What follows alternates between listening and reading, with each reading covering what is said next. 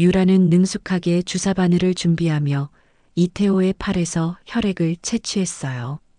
채취한 혈액을 검사실로 보낸 후 유라는 컴퓨터 앞에 앉아 결과를 기다렸죠. 1시간 후 검사 결과가 나왔습니다. 유라는 화면을 보며 기록을 정리하기 시작했어요. 혈당 수치, 콜레스테롤 수치, 그리고 혈액형까지 모든 것이 예상 범위 안에 있었는데 혈액형 부분에서 유라의 손이 멈췄습니다. O형 RH 플러스? 유라는 자신도 모르게 중얼거렸어요. 자신과 똑같은 혈액형이었거든요.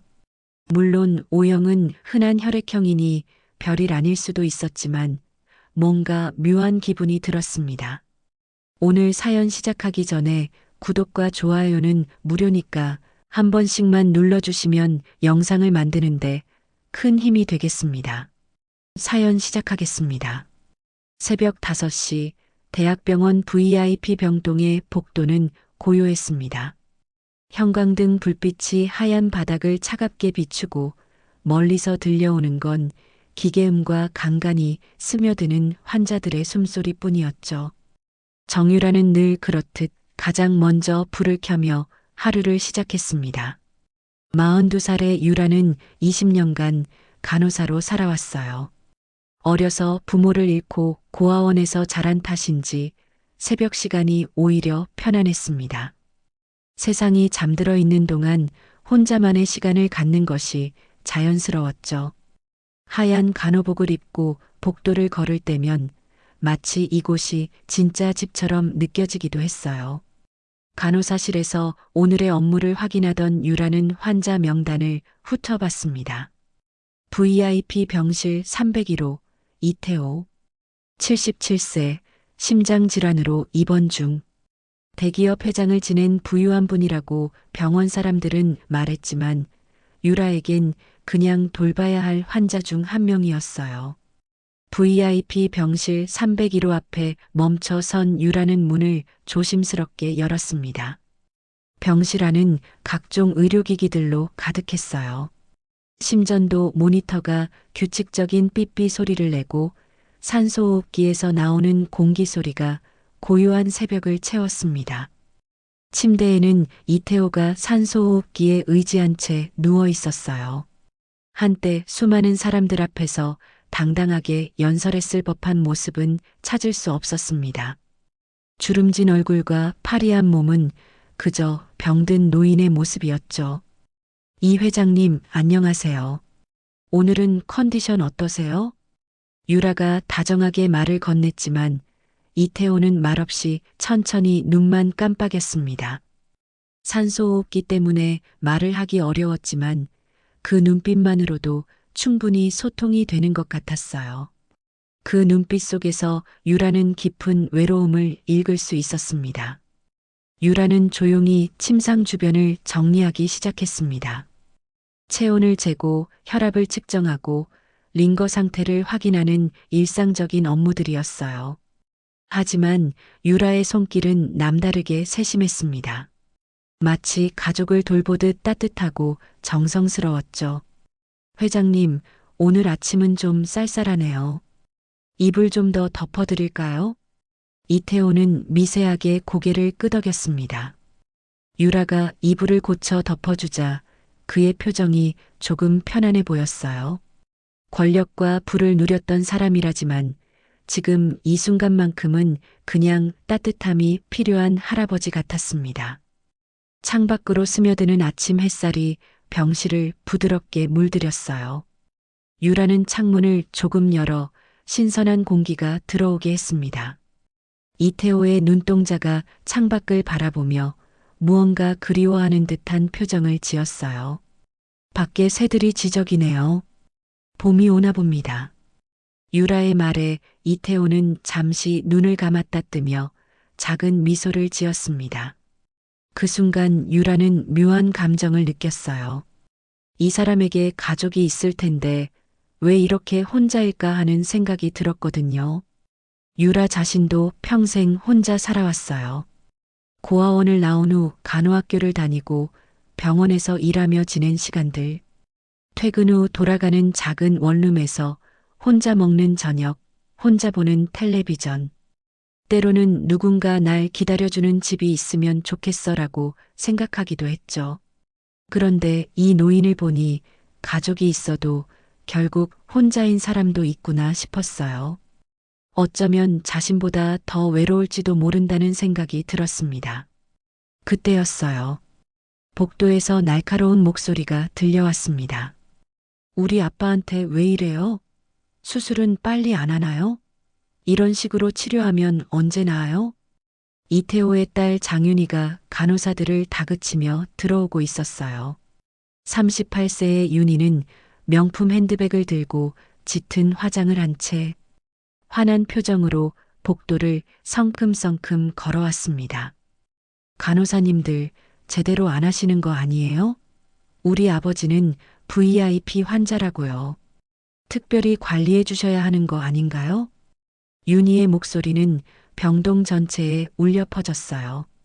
다른 환자들이 깰까봐 걱정됐지만 그녀는 아랑곳하지 않았습니다. 오직 자신의 불만을 토해내는 데만 집중하고 있었죠. 유라는 병실 문을 살짝 열어두고 상황을 지켜봤어요. 윤희는 간호사들 앞에서 큰 소리를 치며 불평을 쏟아냈습니다. 하지만 정작 아버지가 누워있는 병실로는 들어오지 않았어요. 아버지 상태가 어떤지 정확히 설명해 주세요. 그리고 수술 날짜도 빨리 잡아주시고요. 이렇게 계속 입원비만 나가면 어떡해요? 결국 돈 이야기가 나왔습니다. 유라는 속으로 한숨을 내쉬었어요. 아버지의 건강보다는 비용이 더 걱정인 것 같았거든요. 잠시 후 윤희가 병실로 들어왔습니다. 하지만 아버지를 따뜻하게 안부를 묻기보다는 차가운 시선으로 훑어볼 뿐이었어요. 아빠, 빨리 나으셔야 해요. 이렇게 계속 있으면 안 되잖아요. 그 말투에는 걱정보다는 조급함이 더 묻어났습니다. 이태호는 딸을 바라보며 눈을 깜빡였지만 그 눈빛에는 슬픔이 가득했어요. 윤희는 잠깐 머물다가 금세 나가버렸습니다. 병원비 문제로 사무실에 가야 해요라는 말을 남기고 말이에요. 병실이 다시 조용해진 후 유라는 이태호의 곁에 앉았습니다. 회장님, 괜찮으세요? 이태호의 눈가에 눈물이 맺혔어요. 말은 할 수 없었지만 그 표정만으로도 충분히 알 수 있었습니다. 가족이 있어도 진짜 가족 같지 않은 외로움을 말이에요. 유라의 가슴이 먹먹해졌습니다.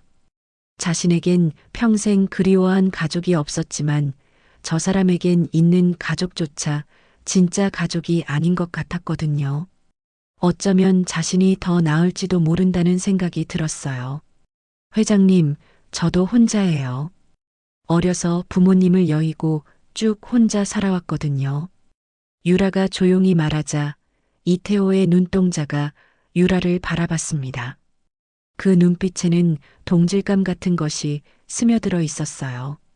하지만 여기서 회장님을 돌보고 있으니 저도 외롭지 않네요. 이태호의 입가에 희미한 미소가 번졌습니다. 두 사람 사이에 묘한 공감대가 흐르는 순간이었어요. 서로 다른 이유로 외로웠지만 그 외로움만큼은 똑같았으니까요. 며칠이 지나고 유라는 이태호의 수술 전 검사를 맡게 되었습니다. VIP 병동의 처치실에서 혈액 샘플을 채취하는 일상적인 업무였어요. 하지만 이날만큼은 평소와 다른 일이 벌어졌습니다. 회장님, 혈액 검사하겠습니다. 조금만 참아주세요. 유라는 능숙하게 주사 바늘을 준비하며 이태호의 팔에서 혈액을 채취했어요. 그의 혈관은 나이에 비해 또렷했고 검사는 순조롭게 진행되었습니다. 채취한 혈액을 검사실로 보낸 후 유라는 컴퓨터 앞에 앉아 결과를 기다렸죠. 1시간 후 검사 결과가 나왔습니다. 유라는 화면을 보며 기록을 정리하기 시작했어요. 혈당 수치, 콜레스테롤 수치, 그리고 혈액형까지 모든 것이 예상 범위 안에 있었는데 혈액형 부분에서 유라의 손이 멈췄습니다. O형 RH 플러스? 유라는 자신도 모르게 중얼거렸어요. 자신과 똑같은 혈액형이었거든요. 물론 O형은 흔한 혈액형이니 별일 아닐 수도 있었지만 뭔가 묘한 기분이 들었습니다. 그때 화면 아래쪽에 있는 특이사항 란이 눈에 들어왔어요. 과거 수혈 기록과 함께 작은 글씨로 적힌 내용이 있었습니다. 희귀 유전자 마커 HG-12 보유. 유라의 심장이 쿵 떨어지는 것 같았어요. HG-12 마커라니. 몇 년 전 자신이 정기 건강 검진을 받을 때 담당 의사가 했던 말이 떠올랐거든요. 유라 씨는 드문 HG-12 마커가 있으시네요. 전체 인구의 0.1%도 안 되는 희귀한 유전형이에요. 그때는 그냥 특별한 거구나 하고 넘어갔었는데 지금 이 상황에서 같은 마커를 가진 환자를 만나다니. 유라의 손이 미세하게 떨리기 시작했어요. 설마 그냥 우연의 일치겠지. 유라는 애써 마음을 달래려 했지만 궁금증은 점점 커졌습니다. HG-12 마커는 유전적 특성이 강해서 가족 간에 전해질 확률이 높다고 들었거든요. 그날 저녁 유라는 동료 간호사 김수진과 함께 병원 근처 카페에 앉았어요. 수진은 유라와 함께 5년째 일하고 있는 절친한 동료였습니다. 수진아, HG-12 마커 있는 환자들 우리 병원에 많아? HG-12? 거의 없지. 내가 아는 한두 명 있을까 말까야. 왜 갑자기? 수진이 커피를 마시며 고개를 갸웃거렸어요. 그냥 궁금해서. 유라는 대답을 얼버무렸지만 마음속으론 이미 확신에 가까운 의심이 자리 잡고 있었어요. 그날 밤 유라는 잠을 이루지 못했습니다.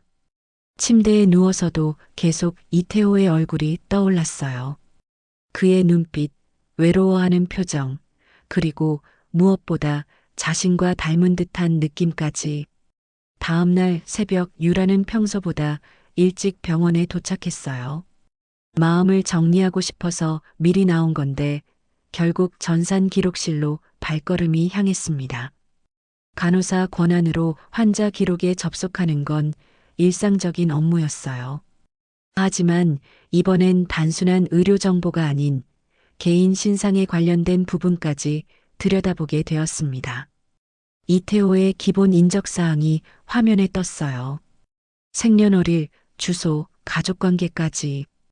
그런데 가족력 란에는 딸 장윤희의 이름만 적혀 있고 다른 가족에 대한 기록은 비어 있었습니다. 다른 자녀는 정말 없나? 유라는 더 자세한 기록을 찾아봤어요. 과거 입원 기록, 응급연락처, 그리고 의료진이 작성한 상담 노트까지. 그중 한 노트에서 눈길을 끄는 내용을 발견했습니다.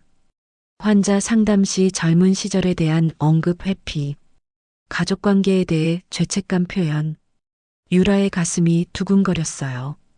젊은 시절의 일을 회피한다는 것, 가족관계에 죄책감을 느낀다는 것. 혹시 자신과 관련된 일일까요? 마지막으로 유전자 정보 탭을 클릭했을 때 유라의 숨이 멎는 듯 했습니다. 화면에는 복잡한 유전자 코드들이 나열되어 있었고 맨 아래에는 자동 분석 결과가 표시되어 있었어요. 가족관계 추정 친자관계 가능성 99%. 컴퓨터가 자동으로 병원 내 다른 환자들과 유전자를 대조 분석한 결과였습니다. 그리고 대조 대상은 바로 유라 자신이었어요. 화면을 바라보던 유라의 손이 떨렸습니다. 마우스를 잡은 손에서 식은땀이 났고 심장은 빠르게 뛰기 시작했어요. 말도 안 돼. 내가 평생 그리워한 아버지가 지금 내 환자라고? 유라는 의자에서 일어나려다가 다시 주저앉았어요. 다리에 힘이 빠져서 제대로 설 수가 없었거든요. 머릿속이 하얗게 변하면서 현실감이 사라지는 듯 했습니다. 어린 시절 고아원에서 밤마다 그리던 아버지의 모습이 떠올랐어요. 언젠가는 자신을 찾으러 올 거라고, 사정이 있어서 어쩔 수 없이 보낸 거라고 믿고 살았던 날들 말이에요. 하지만 지금 앞에 있는 건 그런 따뜻한 아버지가 아니었습니다. 자신을 버리고 다른 가족과 살았던, 그리고 지금도 그 사실을 모르는 채 누워있는 노인이었어요. 유라는 컴퓨터 화면을 껐습니다. 더 이상 볼 수가 없었어요. 병동복도로 나온 유라는 차가운 벽에 등을 기댔어요.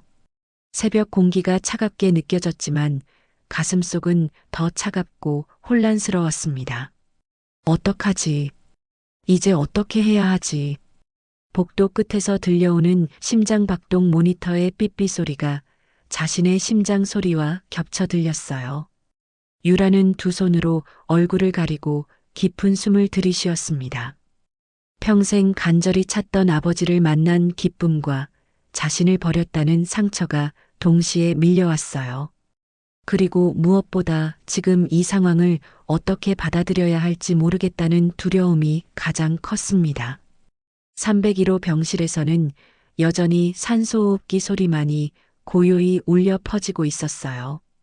그날 밤 정유라는 병원 옥상에 홀로 서 있었습니다. 찬바람이 불어와 머리칼을 흔들었지만 머릿속은 더 어지러웠어요. 도시의 불빛들이 반짝이는 아래로 차들이 바쁘게 오가는 모습이 보였습니다. 친자관계 가능성 99%. 컴퓨터 화면에 떴던 그 문장이 계속 머릿속을 맴돌았어요. 아무리 부정하려 해도 과학적 증거 앞에서는 어쩔 도리가 없었습니다. 그럼 난 지금 내 아버지를 돌보고 있는 거야? 유라는 차가운 옥상 난간에 손을 대며 중얼거렸어요. 평생 단 한 번도 불러보지 못한 단어가 목 끝에 맴돌았습니다. 아버지. 그 두 글자가 이렇게 무겁고 복잡한 감정을 불러일으킬 줄은 몰랐어요. 어린 시절 고아원에서의 기억들이 파도처럼 밀려왔습니다. 다른 아이들이 면회오는 가족들을 만날 때 혼자 구석에 앉아 책을 읽던 모습, 크리스마스 때마다 올해는 아빠가 찾으러 올까 하며 창밖을 바라보던 밤들, 그런 간절한 기다림과 그리움이 지금 이런 방식으로 현실이 될 줄은 꿈에도 생각 못했어요. 다음 날 새벽 VIP 병동은 늘처럼 고요했습니다. 하지만 유라의 걸음걸이는 예전과 달랐어요.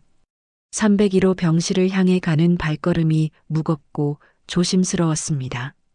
병실 문을 열자 이태호는 산소호흡기에 의지한 채 창밖 어스름한 여명을 바라보고 있었어요. 차가운 기계음과 산소가 흐르는 소리만이 고요한 공간을 채웠습니다. 유라는 한참을 말없이 그를 바라봤어요. 주름진 얼굴, 파리한 몸, 그리고 외로워 보이는 눈빛까지. 지금까지는 그냥 환자였는데 오늘은 모든 게 다르게 보였습니다. 이 사람이 정말 내 아버지일까? 유라는 조심스럽게 침상 가까이 다가갔어요. 평소처럼 체온을 재고 혈압을 측정하는 일상적인 업무를 시작했지만 손끝이 미세하게 떨렸습니다. 회장님, 오늘은 어떠세요? 유라가 말을 건네자 이태호가 천천히 고개를 돌려 유라를 바라봤어요. 그 눈빛 속에는 평소와 다른 무언가가 있는 것 같았습니다. 마치 오래된 기억을 더듬는 듯한 표정이었죠. 유라는 담요를 고쳐 덮어주며 조심스럽게 말했어요. 이 회장님, 아니, 말이 목 끝에서 맴돌았습니다. 아버지라고 부르고 싶었지만 아직은 용기가 나지 않았어요. 그때 이태호의 손끝이 살짝 움직였습니다. 유라는 그것을 놓치지 않았어요. 혹시 자신의 존재를 알아차린 걸까요? 회장님, 혹시 제가 누군지 아세요? 유라의 떨리는 목소리에 이태호의 눈동자가 천천히 움직여 유라를 응시했습니다. 그 눈빛에는 놀람과 혼란, 그리고 말할 수 없는 허무와 외로움이 섞여 있었어요. 순간 유라는 확신했습니다. 이 사람이 자신의 정체를 어렴풋이 눈치챈 것 같다고 말이에요. 유전자는 거짓말을 하지 않으니까요. 그때 병실 문이 벌컥 열리며 장윤희가 들어왔습니다. 아빠 상태는 어때요? 수술 날짜는 언제로 정해졌나요? 윤희는 평소처럼 차가운 목소리로 업무적인 질문을 쏟아냈어요. 하지만 오늘은 그 모습이 유라에게 더욱 서늘하게 느껴졌습니다. 안정적입니다. 수술은 내일 예정이고요. 유라가 대답하자 윤희는 아버지를 한번 쳐다보지도 않은 채 고개를 끄덕였어요. 그래요. 빨리 끝났으면 좋겠네요. 너무 오래 끌면 여러모로 부담이 되니까요. 그 말에 유라의 가슴이 답답해졌어요. 저 사람에겐 아버지가 빨리 나아져서 함께 시간을 보내고 싶다는 마음은 없는 걸까요? 오직 부담과 비용만 생각하는 것 같았어요. 윤희가 나간 후 병실은 다시 고요해졌습니다. 유라는 이태호 곁에 앉아 그의 손을 바라봤어요. 자신의 손과 비슷한 손가락 모양, 손톱의 형태까지 이제서야 보이는 닮은 점들이었습니다.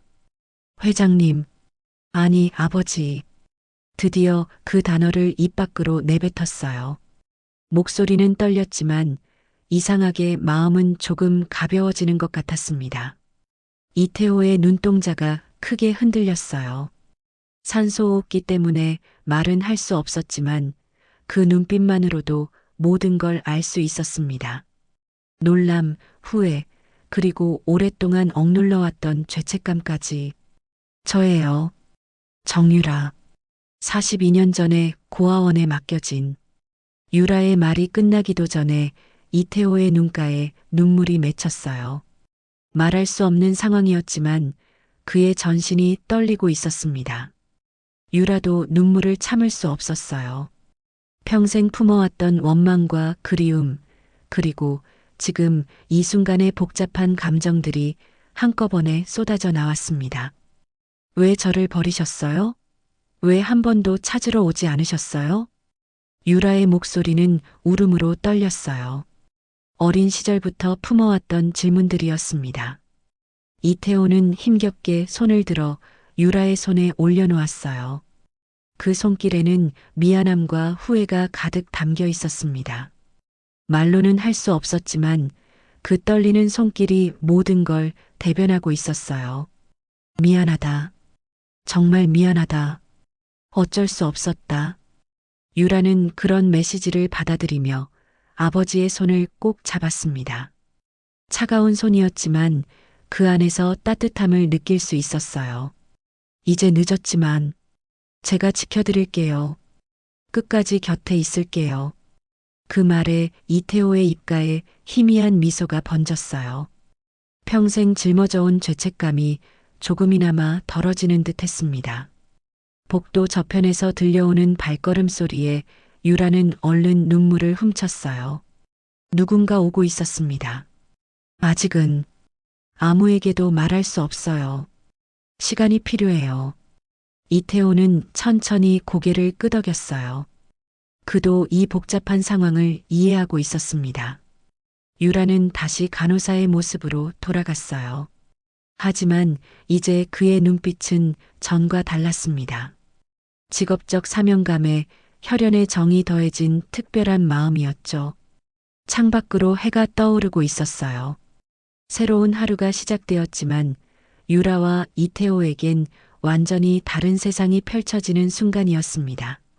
수술 전날 저녁 VIP 병동의 분위기는 이상하게 무거웠습니다. 복도 끝 회의실에서 장윤희의 날카로운 목소리가 새어나오고 있었어요. 유라는 이태호의 수술 전 점검을 마치고 복도를 지나다가 그 대화를 듣게 되었습니다.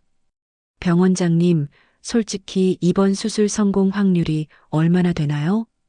77세 고령의 심장 상태를 고려하면 한 50% 정도입니다. 쉽지 않은 수술입니다.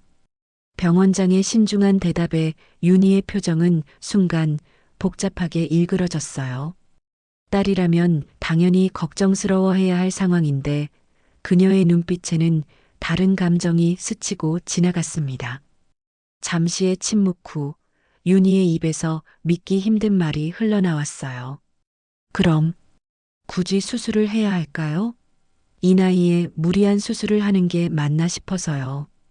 유라는 복도에 서서 그 말을 듣고 몸이 얼어붙었습니다. 아버지를 살릴 수 있는 수술인데 일부러 포기하겠다는 뜻인가요? 병원장도 당황한 듯 목소리를 낮췄어요. 하지만 수술하지 않으면 회장님께서 더 위험해질 수 있습니다. 위험하다는 게 정확히 어느 정도인가요? 윤희의 목소리에는 차가운 계산이 깔려 있었어요. 수술 없이는 길어야 한두 달 정도로 보입니다. 그렇다면 혹시 수술 중에 문제가 생기면 상속 절차는 어떻게 되나요? 유라는 자신의 귀를 의심했어요.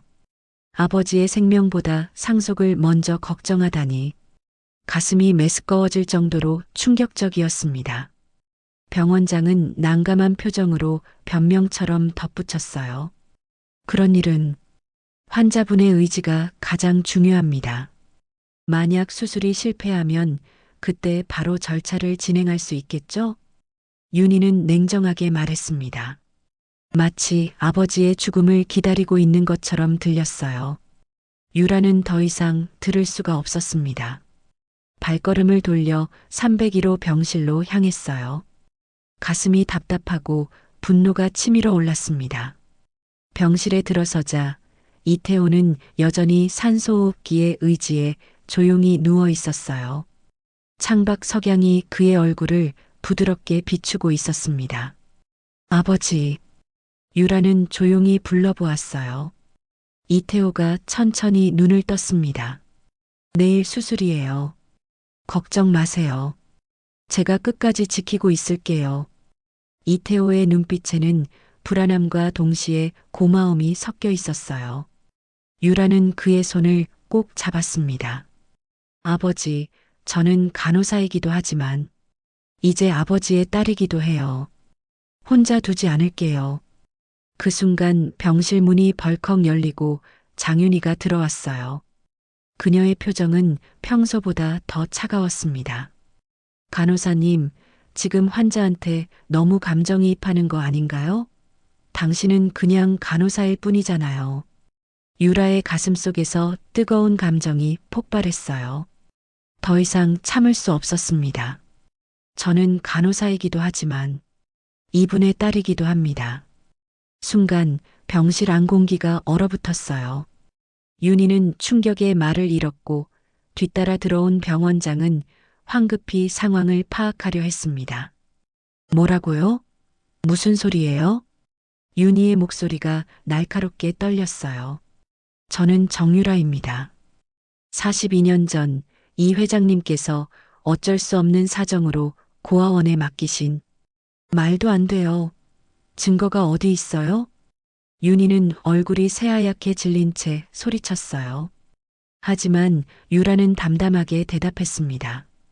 혈액 검사 결과와 유전자 분석 자료가 있어요. 친자 관계 가능성이 99%예요. 병원장은 당황한 기색을 감추지 못했어요. 이런 상황은 처음 겪어보는 일이었거든요. 지금은 환자 상태가 먼저입니다. 감정적인 문제는 나중에 해결하시죠. 하지만 윤희는 쉽게 물러서지 않았어요. 아빠, 정말인가요? 이 사람이 제 언니라는 거예요? 이태호는 힘겹게 고개를 끄덕였습니다. 그 순간 윤희의 얼굴에는 분노와 당황, 그리고 두려움이 동시에 스쳤어요. 그럼 내 상속분은 어떻게 되는 거예요? 내가 평생 아버지 사업을 도왔는데 갑자기 나타난 사람이 다 가져간다고요? 유라는 그런 윤희를 바라보며 씁쓸한 미소를 지었어요. 저는 재산에는 관심 없어요. 다만 아버지가 혼자 돌아가시는 걸 보고 싶지 않을 뿐이에요. 거짓말. 돈 때문이 아니면 왜 갑자기 나타났어요? 윤희의 목소리는 히스테리에 가까웠어요. 평생 자신만이 상속자라고 믿고 살았는데 갑자기 나타난 언니 때문에 모든 계획이 틀어진 거죠. 이태호는 두 딸을 번갈아 바라보며 고통스러운 표정을 지었어요. 말하고 싶은 게 많았지만 산소호흡기 때문에 한마디도 할 수 없었습니다. 유라는 아버지의 손을 더 꼭 잡았어요. 아버지, 걱정하지 마세요. 수술 잘 받으시고 건강해지세요. 그게 가장 중요한 거예요. 윤희는 분노에 떨며 병실을 나가려다가 문 앞에서 돌아섰어요. 이렇게 되면 수술도 다시 생각해 봐야겠네요. 상황이 이렇게 복잡해진 이상 그 말에 유라의 혈압이 올랐어요. 무슨 소리예요? 아버지 생명이 걸린 문제인데 생명도 중요하지만 법적인 문제도 복잡해질 수 있잖아요. 신중하게 생각해 봐야죠. 윤희는 차가운 미소를 지으며 나가버렸어요. 병원장도 난처한 표정으로 뒤따라 나갔습니다. 병실에 홀로 남은 유라와 이태호. 아버지의 눈가에는 눈물이 맺혀 있었어요. 딸 때문에 받는 상처가 얼마나 클까요? 아버지, 제가 지킬게요. 어떤 일이 있어도 수술은 받으셔야 해요. 유라의 눈빛에는 이전과 다른 결연함이 서려 있었어요. 이제는 단순한 간호사가 아니라 아버지를 지키려는 딸의 마음이었습니다. 밤이 깊어가는 VIP 병동에서 새로운 전쟁이 시작되고 있었어요. 수술 당일 새벽 4시 병원 전체에 긴급 알람이 울려 퍼졌습니다. 코드 블루, VIP 병실 302로, 코드 블루. 간호사실에서 야간 근무를 하던 유라는 그 방송을 듣자마자 심장이 멎는 줄 알았어요. 301호는 바로 아버지가 입원한 병실이었거든요. 유라는 반사적으로 복도를 내달렸습니다. 새벽 공기를 가르며 달려가는 동안 머릿속이 하얘졌어요. 수술 전날 밤 윤희와의 갈등 때문에 아버지가 스트레스를 받았던 걸까요? 병실 문을 벌컥 열자 이태호의 몸이 심하게 경련을 일으키고 있었습니다. 산소호흡기가 불안정하게 요동치고 심전도 모니터는 위험한 곡선을 그리고 있었어요. 환자 심정지입니다. 제세동기 준비하세요. 응급팀 의사가 큰 소리로 지시했습니다. 간호사들이 바쁘게 움직이기 시작했어요. 유라는 본능적으로 아버지 곁으로 달려갔습니다. 간호사로서 20년간 쌓아온 경험이 몸을 움직였어요. 침착하게 심폐소생술을 시작하면서도 손끝으로 느껴지는 아버지의 몸은 점점 차가워지고 있었습니다. 제발, 제발 버텨주세요, 아버지. 유라는 속으로 간절히 기도했어요. 이제야 찾은 아버지를 이렇게 보낼 수는 없었습니다. 심전도 반응 없습니다. 계속 압박하세요. 유라의 손이 아버지의 가슴을 리드미컬하게 눌렀어요. 하나, 둘, 셋. 평소에는 기계적으로 하던 심폐소생술이 오늘은 생명줄을 잡는 마지막 희망 같았습니다. 복도 너머에서 장윤희의 목소리가 들려왔어요. 아버지, 정말 이렇게 가시는 건가요? 그 목소리에는 슬픔보다는 당황과 혼란이 더 섞여 있었어요. 계속해서 중얼거리는 소리가 들렸습니다. 차라리 이렇게 되는 게 나을지도 몰라. 복잡한 상속 문제도 정리되고 그 말에 유라의 손이 크게 떨렸어요. 아버지가 생사를 오가는 상황에서도 상속만 생각하다니. 눈물이 뚝뚝 떨어졌지만 심폐소생술을 멈출 수는 없었어요. 제세동기 충전 완료. 모두 떨어지세요. 의사가 외쳤습니다. 유라는 아버지에게서 손을 떼고 뒤로 물러났어요. 300줄. 충격합니다. 충격. 이태호의 몸이 순간적으로 공중에 튀어올랐습니다. 모든 사람들의 시선이 심전도 모니터에 집중되었어요. 잠시 불안정한 박동이 그려졌다가 다시 일직선으로 변했습니다. 반응 없습니다. 다시 준비하세요. 유라는 두 손을 꼭 모으고 간절히 기도했어요. 안 돼.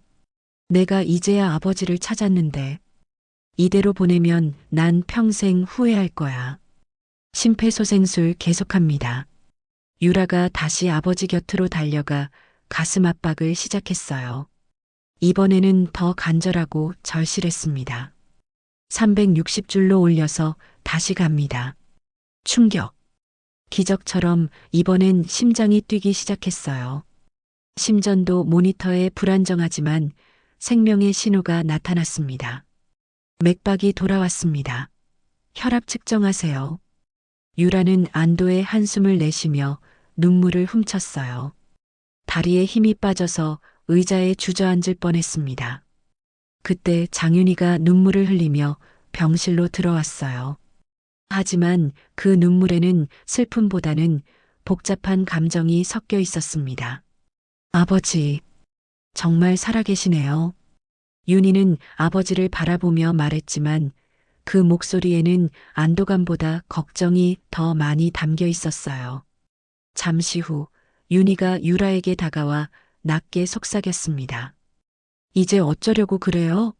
아버지가 깨어나시면 상속이고 뭐고 다 바뀔 거 아니에요. 유라는 그런 윤희를 믿을 수 없다는 표정으로 바라봤어요. 지금 아버지가 살아나서 다행이라고 해야죠. 어떻게 그런 말을 할 수 있어요? 당신은 몰라요. 갑자기 나타나서 내 인생을 다 뒤바꿔 놓고. 윤희의 목소리는 원망으로 가득했어요. 저는 아무것도 바꾸려고 하지 않았어요. 그냥 아버지가 혼자 가시는 걸 막고 싶었을 뿐이에요. 유라는 아버지의 손을 꼭 잡으며 단호하게 말했습니다. 하지만 현실적으로 생각해봐요. 아버지가 회복되시면 재산 분할도 다시 해야 하고 법적으로도 복잡해질 거예요. 윤희는 끝까지 돈 이야기만 했어요. 유라는 더 이상 참을 수 없었습니다. 언니는 아버지보다 돈이 더 소중한가 보네요.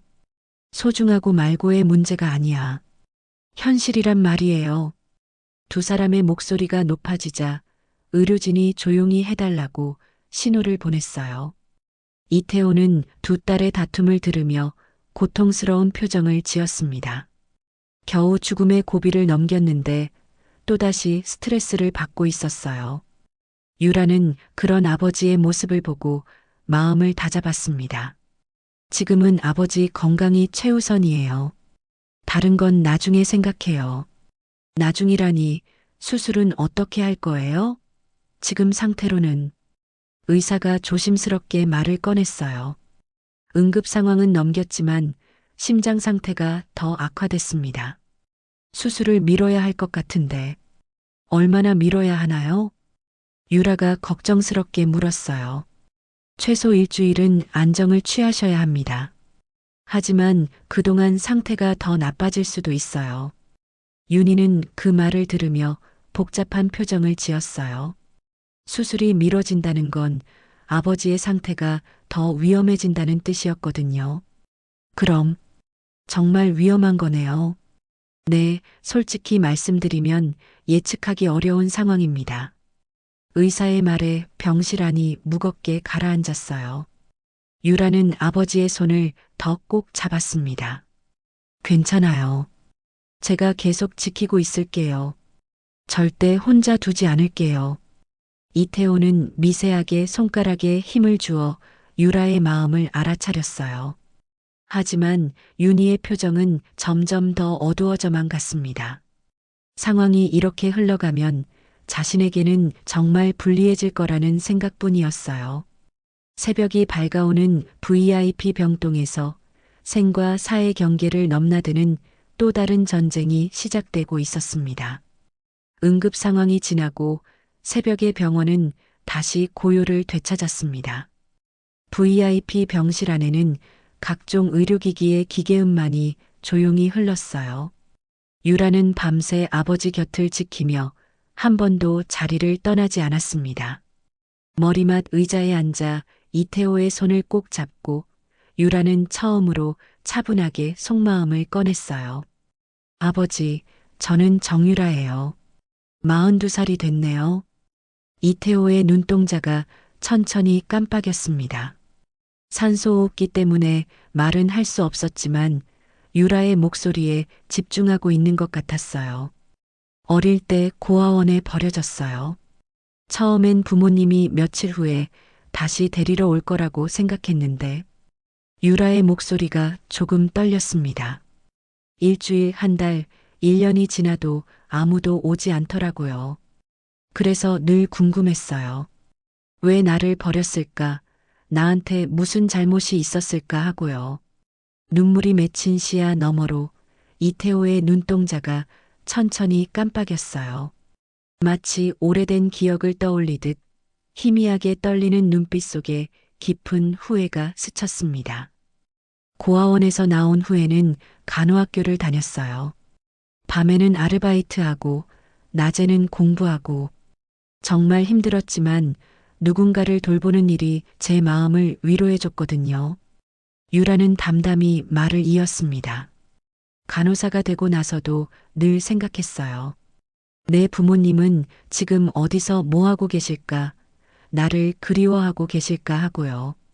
그 순간 움직이지 않던 이태호의 손가락이 조금씩 힘을 주어 유라의 손을 움켜쥐었어요. 목소리는 낼 수 없었지만 그 손길은 분명히 말하고 있었습니다. 미안하다. 정말 미안하다. 늦었지만 고맙다. 유라의 눈물이 볼을 타고 흘렀습니다. 근데 이렇게 다시 만났네요. 간호사로서가 아니라 아버지의 딸로요. 신기하죠? 이태호의 입가에 희미한 미소가 번졌어요. 평생 짊어져온 죄책감이 조금이나마 덜어지는 듯 했습니다. 유라는 마음속 깊이 결심했어요. 이제 난 혼자가 아니에요. 그리고 아버지도 혼자 두지 않을 거예요. 반드시 건강하게 회복시켜 드릴게요. 창밖으로 아침 해가 떠오르기 시작했습니다. 따뜻한 햇살이 병실을 부드럽게 물들이는 가운데 부녀는 조용한 화해의 시간을 가졌어요. 그 시각 복도 한편에서는 장윤희가 변호사와 통화하고 있었습니다. 네, 상황이 복잡해졌어요. 아버지 의식이 돌아와도 상속 문제는 바로 준비해 주세요. 윤희의 목소리는 차갑고 계산적이었어요. 그리고 상황이 불리하게 흘러가면 다른 방법도 고려해 봐야겠어요. 갑자기 나타난 사람 때문에 제가 손해를 볼 순 없잖아요. 전화기 너머로 변호사의 목소리가 들렸습니다. 하지만 혈연 관계가 확실하다면 법적으로 상속권이 인정될 수밖에 없습니다. 그럼 다른 방법은 없나요? 예를 들어 간병 과정에서 실수가 생긴다거나. 윤희의 말은 점점 위험한 방향으로 흘러갔어요.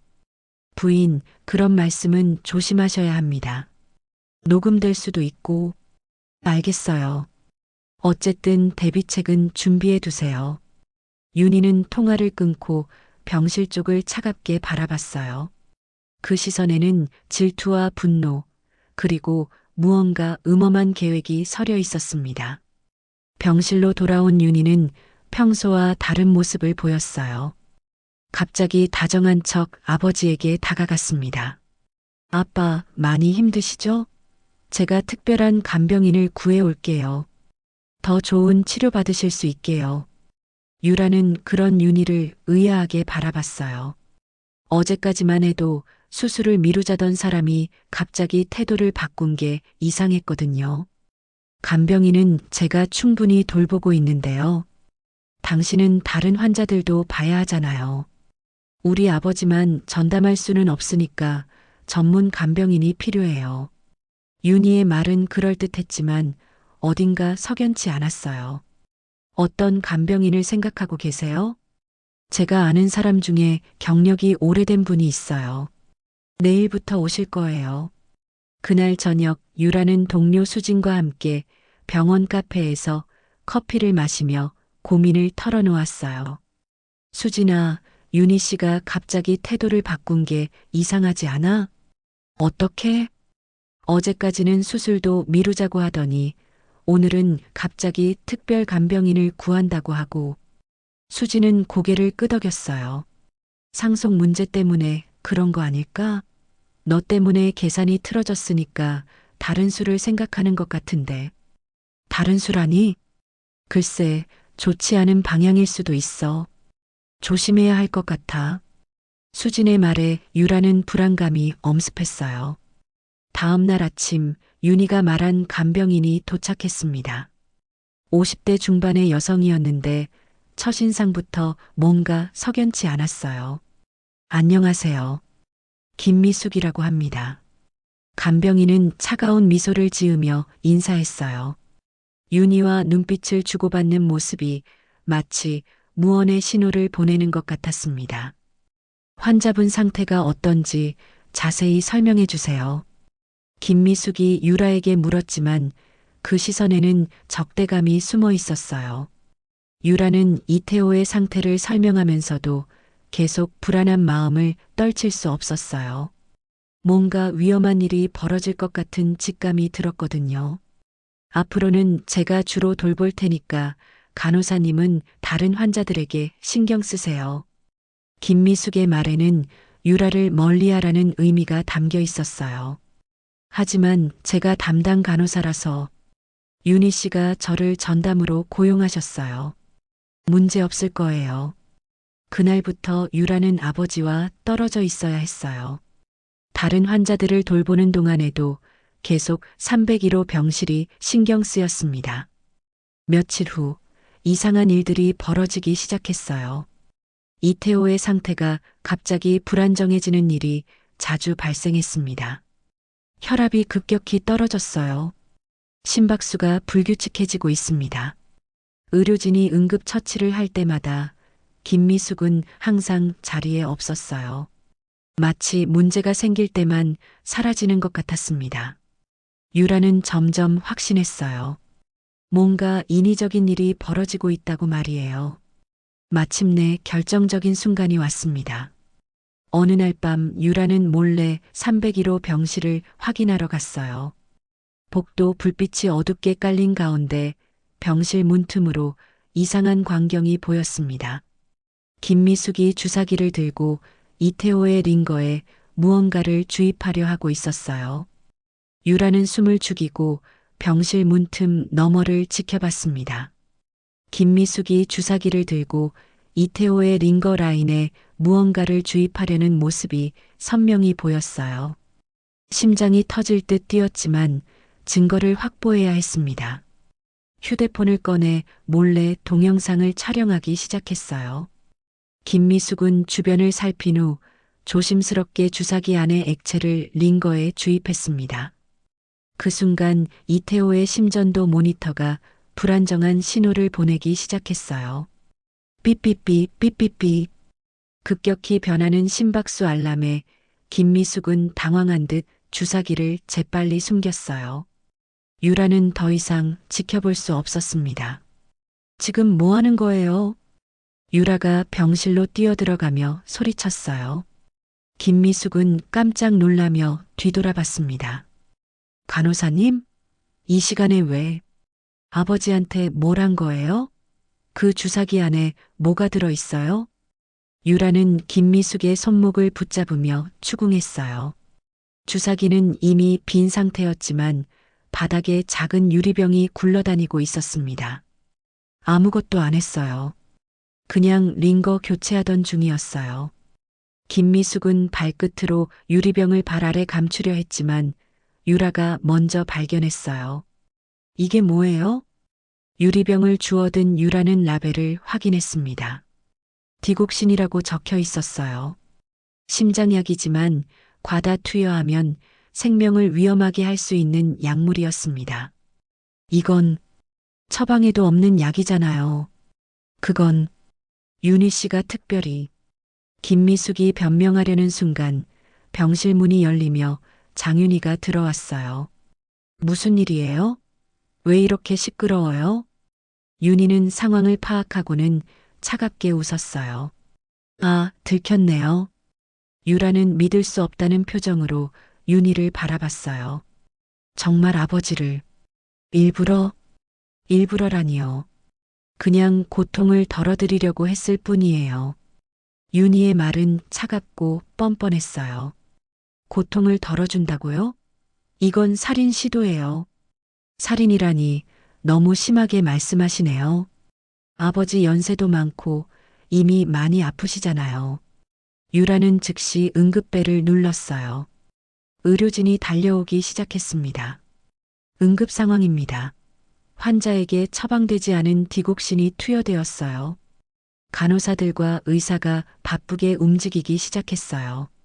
이태호의 상태를 확인하고 혈액 검사를 위해 체열했습니다. 디곡신 중독 의심됩니다. 즉시 해독 처치 시작하겠습니다. 의사의 지시에 따라 응급 처치가 이루어졌어요. 다행히 유라가 일찍 발견해서 치명적인 수준까지는 가지 않았지만 위험한 상황이었습니다. 한편 윤희와 김미숙은 병원 보안팀에 의해 격리되었어요. 경찰도 신고를 받고 출동했습니다. 딸이 아버지를 살해하려 했다고요? 경찰관은 믿기 어렵다는 표정이었어요. 네, 증거도 있어요. 제가 직접 촬영한 동영상이 있습니다. 유라는 휴대폰에 저장된 영상을 보여줬어요. 김미숙이 주사기로 약물을 주입하는 장면이 선명히 담겨 있었습니다. 몇 시간 후 이태호의 상태가 안정되었습니다. 해독 치료가 효과를 보이면서 의식도 또렷해졌어요. 아버지, 괜찮으세요? 유라가 걱정스럽게 물었어요. 이태호는 천천히 고개를 끄덕이며 유라의 손을 잡았습니다. 그때 병원장이 들어왔어요. 정말 충격적인 일이었습니다. 다행히 유라 간호사님이 발견해서 제가 아버지를 지키지 못할 뻔했어요. 유라는 자책하는 마음이 컸어요. 좀 더 빨리 알아챘다면 이런 위험한 상황까지 가지 않았을 텐데 말이에요. 아니에요. 당신이 구해준 거예요. 병원장은 고개를 저었어요. 윤희 씨는 어떻게 되나요? 경찰에서 조사 중입니다. 살인 미수 혐의로 구속될 가능성이 높아요. 그 순간 이태호가 힘겹게 입을 열었어요. 며칠 만에 처음으로 내는 목소리였습니다. 미안하다. 유라야. 목소리는 쉬었지만 그 한마디에 모든 마음이 담겨 있었어요. 아버지, 이제 괜찮아요. 제가 지킬게요. 유라는 눈물을 흘리며 아버지의 손을 꼭 잡았어요. 윤희는 내 딸이지만 너무 욕심이 많았다. 이태호는 깊은 한숨을 쉬었어요. 돈 때문에 가족을 잃을 뻔했구나. 아버지, 이제 그런 걱정 마세요. 저는 아버지만 있으면 돼요. 이태호의 눈가에 눈물이 맺혔어요. 평생 돈과 권력만 추구하며 살았는데 정작 중요한 건 가족의 사랑이었다는 걸 너무 늦게 깨달은 거죠. 유라야, 정말 미안하다. 어려서 너를 버려서. 이제 그런 말씀 마세요. 다시 만났잖아요. 부녀는 서로를 끌어안았어요. 40여 년 만에 처음으로 나누는 진짜 가족의 포옹이었습니다. 며칠 후 윤희는 살인 미수 혐의로 기소되었어요. 김미숙도 공범으로 함께 처벌받게 되었습니다. 이태호의 상태는 점차 호전되었어요. 독성이 몸에서 빠지면서 원래 계획했던 심장 수술도 안전하게 받을 수 있게 되었습니다. 수술 날짜를 다음 주로 잡겠습니다. 의사의 말에 이태호는 고개를 끄덕였어요. 이번엔 진짜 가족이 곁에 있으니까 걱정 안 돼요. 유라가 환하게 웃으며 말했어요. 그래, 이제 내겐 진짜 딸이 있다. 이태호도 오랜만에 진심 어린 미소를 지었습니다. 병실 창밖으로는 따뜻한 봄바람이 불어오고 있었어요. 긴 시련을 끝내고 진짜 가족의 시작을 알리는 바람 같았습니다. 봄 기운이 완연한 어느 날 이태호의 퇴원날이 다가왔습니다. 심장 수술이 성공적으로 끝나고 회복 과정도 순조로웠어요.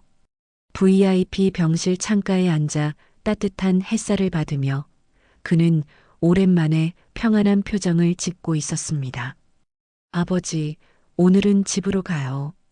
병원 말고 진짜 집으로요. 유라가 휠체어를 준비하며 환하게 웃었어요. 지난 몇 달간의 긴 여정이 마침내 행복한 결말을 향해 가고 있었습니다. 이태호는 조용히 미소를 지으며 고개를 끄덕였어요. 평생 권력과 돈으로 채우지 못했던 마음의 공허함이 이제는 따뜻한 온기로 가득 찼습니다. 유라야, 정말 고맙다. 내가 아니었다면. 이제 그런 말씀 마세요. 우리 앞으로 함께 할 시간이 더 많아요. 퇴원 수속을 마친 후 유라는 이태호를 작은 전원주택으로 모셨어요. 병원에서 멀지 않은 조용한 동네에 있는 아담한 집이었습니다. 마당에는 이름 모를 꽃들이 예쁘게 피어 있었고 새소리가 봄 공기 속에 맑게 울려 퍼졌어요. 와, 여기가 우리 집이에요? 이태호는 집 앞에서 감탄했어요.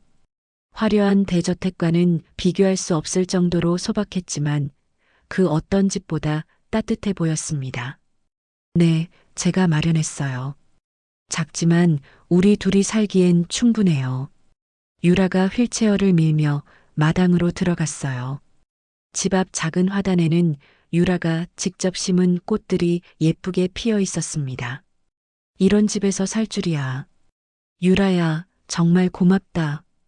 이태호의 목소리에는 진심 어린 감사가 담겨 있었어요. 거실로 들어가니 소파와 테이블 그리고 벽면에 걸린 작은 액자들이 집안을 포근하게 만들어 주었습니다.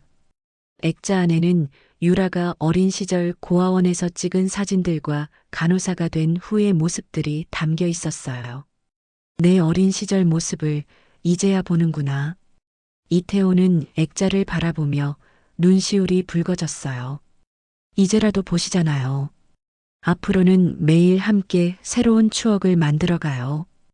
유라가 따뜻한 차를 끓여와서 아버지 옆에 앉았어요. 아버지, 평생 혼자 사시느라 외로우셨죠? 그렇지. 돈과 권력이 있어도 집에 돌아가면 아무도 없었다. 특히 윤희가 커서 독립한 후에는 더욱 그랬어. 이태호는 차를 마시며 과거를 회상했어요. 윤희는 지금 어떻게 지내나요? 유라가 조심스럽게 물었어요. 교도소에 있는 윤희가 담당 변호사를 통해 연락이 왔었는데 많이 반성하고 있는 것 같았어. 정말요? 자기가 얼마나 잘못했는지 알겠다면서 출소하면 다시 가족이 될 수 있겠냐고 물어보더라. 이태호의 표정이 복잡해졌어요. 아버지는 뭐라고 하셨어요? 용서는 해줄 수 있지만 신뢰를 회복하는 건 시간이 필요하다고 했지. 며칠 후 정말로 윤희가 조심스럽게 집을 찾아왔어요. 교도소에서 가석방된 것 같았습니다. 예전에 도도하고 차가운 모습은 온데간데 없고 많이 초라해진 모습이었어요. 현관문 앞에서 한참을 망설이던 윤희가 마침내 벨을 눌렀습니다. 누구세요? 유라가 문을 열자 윤희와 마주쳤어요. 두 사람 사이에 어색한 침묵이 흘렀습니다. 들어오세요. 유라가 먼저 말을 건넸어요. 윤희는 고개를 숙인 채 조심스럽게 집 안으로 들어왔습니다. 거실에 앉아있던 이태호는 윤희를 보며 복잡한 표정을 지었어요.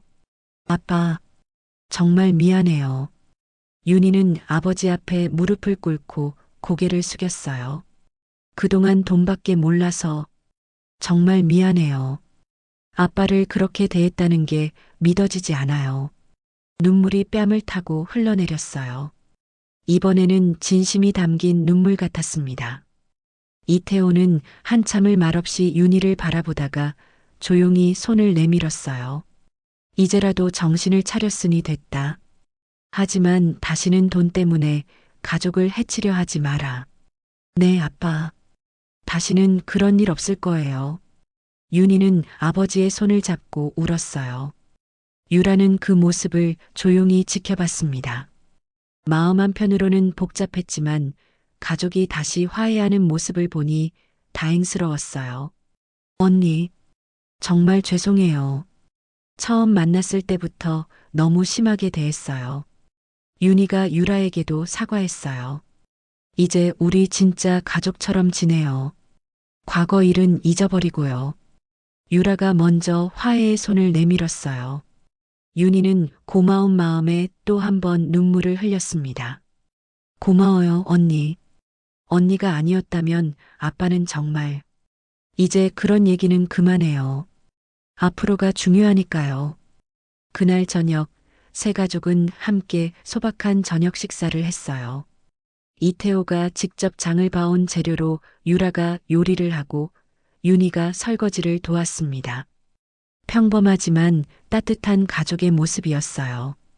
이런 게 진짜 가족이구나.